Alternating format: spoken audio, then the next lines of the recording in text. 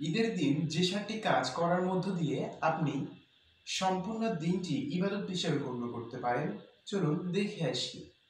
Number 1, ঈদের আগের দিন 9 জিলহজ রোজা পালন করুন এবং 9 জিলহজ ফজর থেকে 13 জিলহজ আসর পর্যন্ত মোট 23 ওয়াক্ত নামাজে তাকবীরে তাশরিক পাঠ করুন।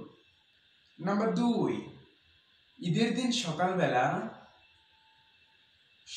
সকাল ঘুম থেকে উঠে ফজরের নামাজ আদায় করুন।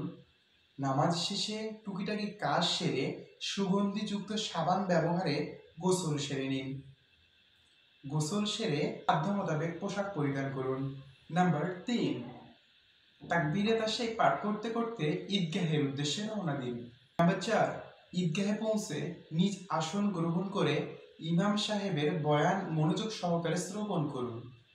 নাম্বার 5, আপনি ঈদের দিন নামাজ আদায় করার সময় বুঝতে পারবেন আপনাকে ঘৃণা করা মানুষটিও ঠিক একই আসমানের নিচে আপনার সঙ্গে একই সময় কাতারে লিপিবদ্ধ হয়ে নামাজ আদায় করছেন। 6, নামাজ শেষে বাড়িতে ফেরার সময় ভিন্ন রাস্তা অবলম্বন করুন এবং তাকবীরে তাশরিক পাঠ করতে করতে বাড়িতে ফিরুন। রাস্তার মোড়ে মোড়ে ফেরেশতাগণ আপনার তাকবীরে তাশরিকের সাক্ষী হয়ে থাকবেন। নাম্বার 7, বাড়িতে ফিরে সকলকে নিয়ে কুরবানি করুন। কুরবানির রান্না করা মাংস দিয়ে আহার করুন এবং যথাসম্ভব আত্মীয় ও প্রতিবেশীদের মাঝে তা বন্টন করুন। এই সকল কিছুই ইবাদত হিসেবে গণ্য হবে। বাকি যা আপনি আনন্দ ও লাভের আশায় করেছেন সবকিছুই গুনাহ হিসেবে লিপ্ত হবে।